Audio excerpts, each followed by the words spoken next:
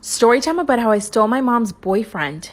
I'm 25 years old, and my mom just turned 40. She was 15 years old when she had me, so she was a really young mom. So obviously when my mom and dad were teenagers, they got pregnant with me. My mom hadn't even graduated from high school when she had me. My dad at the time, though, was in college, so he was a lot older than her. Obviously, looking back at their relationship, I think it was totally inappropriate. I've never said this to my dad, but I'm definitely open about it with my mom. Luckily, my grandparents stepped in and helped them financially. So I grew up in a really nice house going to a good school. The problem is that my parents basically had to do whatever my grandparents wanted them to. So my dad really hated my mom's parents. When I turned 13, my parents got divorced. My dad basically told my mom that he did not want to be in this relationship anymore. He was sick of her parents and that he didn't even want to live in the city we were living in. This was really hard for me, but it was even harder for my mom. She was left alone raising me while my dad went and partied. He was reliving his youth again, but this time the way he wanted it to be. I truly believe this, but my mom denies it. I think she started harboring resent for me. The fact that she had to stay home with me and take care of me. She wanted to go out with guys and drink and party. But I was always in the way. Part 2 is story time about how I stole my mom's boyfriend. I knew my mom resented me for having to take care of me instead of being able to go out with their friends and date men. When I turned 15, things started getting really difficult between me and my mom. My dad went off to New York, completely abandoned me and my mom, and went to live his dream. He wanted to be an actor, and he actually started getting successful at it. The good thing is he started sending my mom a lot of money. This meant my grandparents weren't having to pay for everything, and it allowed my mom financial freedom from them, which meant she could do whatever she wanted. So instead of staying home with me, my mom decided to start going out. This actually made me really happy. This allowed us to have some space from each other, and she was able to go and have fun. Our relationship got a lot better because my mom was just happier. She even got a new boyfriend. My grandparents hated it, but she was so much happier. Fast forward 10 years later. My mom and I are very close and we still live together. 2 weeks before my 25th birthday, my boyfriend broke up with me. I caught him cheating on me with my best friend, which is a whole other story time, so if you guys want to hear that one, let me know. By the way, this is not my story time, I'm sending me on Instagram. My mom just started dating a new guy. This new guy was my age. Every time he would come over to be with my mom, he and I would just stare at each other. Part 3 is up. Story time about how I stole my mom's boyfriend. Every time my mom's boyfriend would come over to visit her, he and I would just stare at each other. Like I said, he was my age, and he and I got along really well. Now, nothing happened, and it's not like I was trying to do anything. My mom would talk about him all the time, and I would tell her how happy I was for her, because I really was. But before you jump into the comments to criticize me, remember that my boyfriend had just broken up with me because I caught him cheating with my best friend. It was a struggle to get out of bed every single day. I thought I was gonna marry this man. My mom had an upcoming work trip, and I knew that I was gonna be alone. I told her that I was afraid of being alone, and she said, well, I can have my boyfriend come over and take you out to dinner one day. I said sure, obviously not thinking anything would ever come of it. So one day he asked me if I wanted to go to dinner, and I said yes. We were at dinner for like 4 hours, and it felt like a first date. We talked about so much stuff, and we had so much in common. We ended up having too many drinks, and we both got a little drunk. And when we got in his car, we started making out. Then we went to my house and made out some more. And then we did the dirty. This only happened 2 days ago. Let me clarify, I don't want him. I want him to be with my mom. But now he's telling me that he wants to be with me and my mom. He's asking me to basically not tell my mom that we're hooking up and wants to stay with her. What should I do? Story time about how I dated my 30-year-old teacher when I was only 15. Disclaimer, this is not my story time. I said I'm on Instagram. When I was 14, my dad got a new job and we moved to a different state. This was terrible for me because I left all of my friends, my family, and my entire life. And I knew that going to a new school at 14 years old was going to be really hard.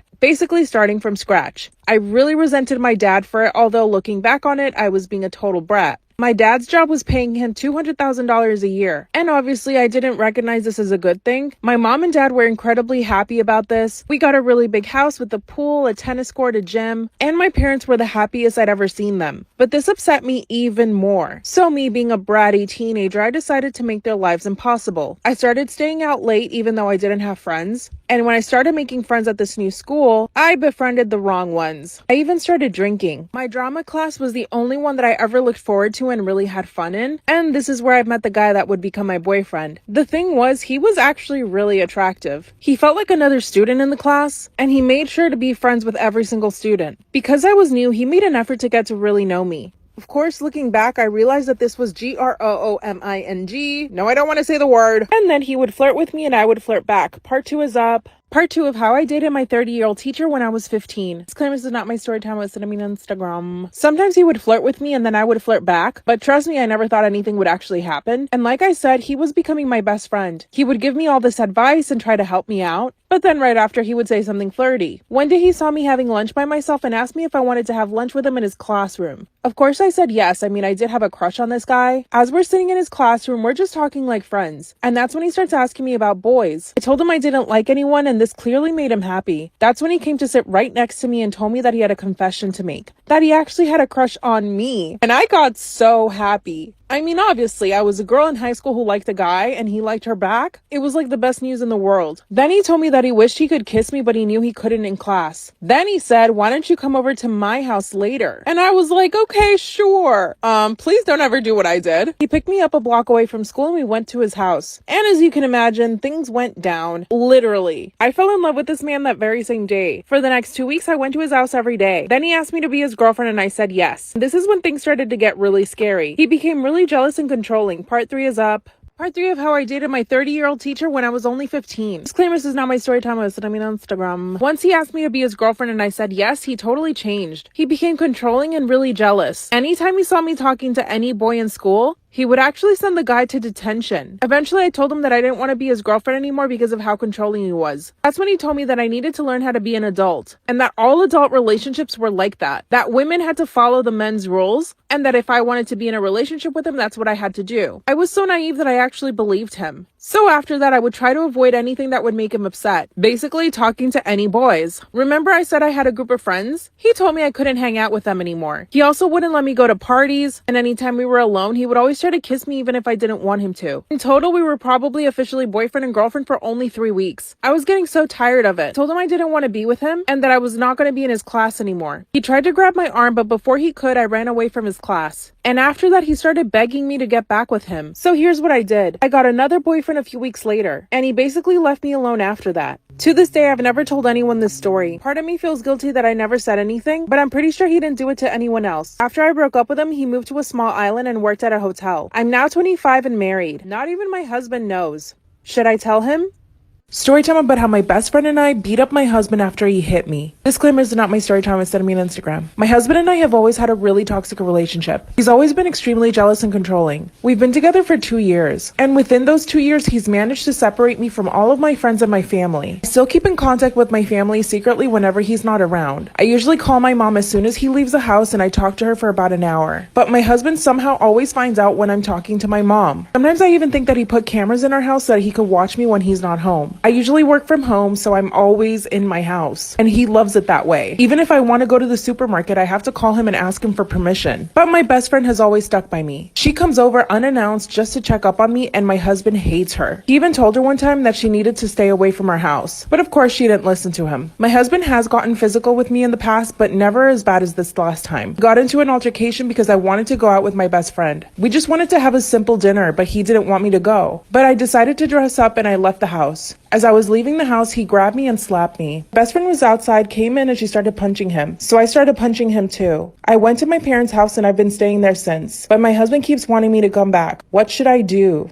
The way our baby looks. Whew.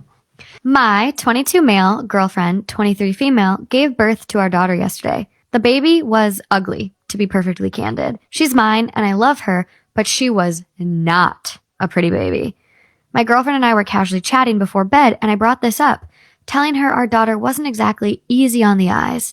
She was upset, which I find odd. I didn't mean to hurt her feelings. I was just telling her how I felt about our kid. Truth be told, the baby is interracial, half Chinese, half Punjabi, so it was always a possibility that a potential child would be kind of goofy looking. I don't think she had to be offended. Not every child can be cute. My girlfriend hasn't spoken to me since. However, I don't know what to do. Am I the asshole?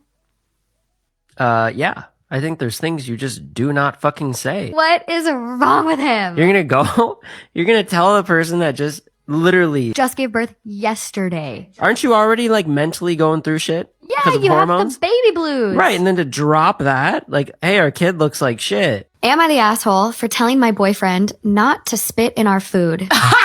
Okay.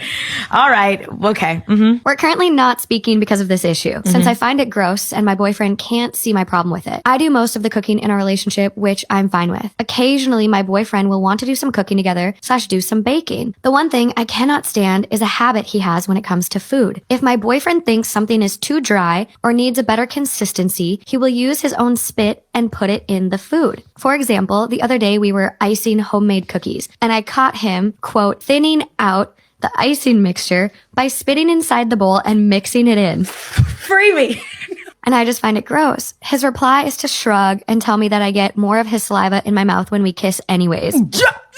So it shouldn't be a big deal and makes literally no difference. Am I the asshole for not wanting my boyfriend to spit in our food when we cook together? Are you in your body when you type this? Am I the asshole for canceling dinner when my boyfriend brought a bell to the diner to grab the staff's attention? This might sound bad, but I don't know if I was the asshole here. I, female 30, have been dating my boyfriend, Rhett, male 31, for 4 months. We live in a different town and he's not from here. He's American living here. He usually visits on the weekends. This time, I decided to visit his town and eat out at a diner. Rhett was already there when I arrived to the diner. We talked some, checked the menu. Then, when it was time to order, he pulled a small bell out of his jacket pocket, lifted it up, and started shaking it. It produced a loud, annoying sound. My ears actually started hurting. I was so confused, I asked what he was doing. And he said that he was trying to get one of the waiter staff's attention. I said it was embarrassing and he should stop right then, but he kept shaking it. I cannot begin to explain the looks we received from everyone. I demanded him to stop, but he said not till someone came and took our order.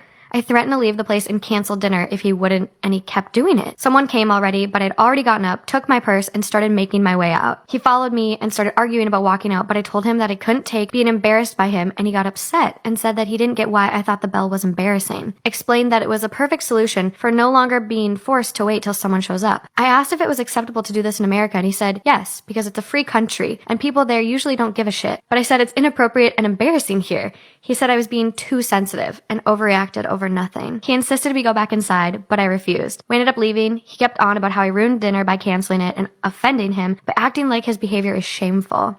I said I had a right to give an opinion on what he's done, even if he thought what he was doing, but he basically told me to get off my high horse and stop calling his genius idea embarrassing. He's been sulking for days now and wanting an apology. Maybe I overreacted. Maybe it's nothing where he lives, but it's just unacceptable. Oh my God. That is revolting. Disgusting. Am I the asshole for asking my boyfriend to stop emulating Winnie the Pooh? So this conflict came up recently because I, 24 female, moved in with my boyfriend, 25 male. The issue is that he has started walking around the apartment and spending most of his days completely bottomless, dick out with just his shirt on. He calls this, quote, Winnie the Poohing. He told me he started it during work from home because he thought it was funny to be on Zoom and just not have pants on. I'll be honest, it makes me a little uncomfortable for him to just constantly have his penis out in front of me, so I've requested he just wear boxers at least. He thinks I'm trying to be too controlling and that I should appreciate his body. However, it just feels kind of unsanitary and weirdly dangerous. He was cooking with oil and a drop of oil spat out of the pan and landed on his penis. So, am I the asshole for not wanting to constantly look at my boyfriend's penis? Get your dirty ass crack off of the couch. I was just Get your thinking dirty that. ass gooch off the couch.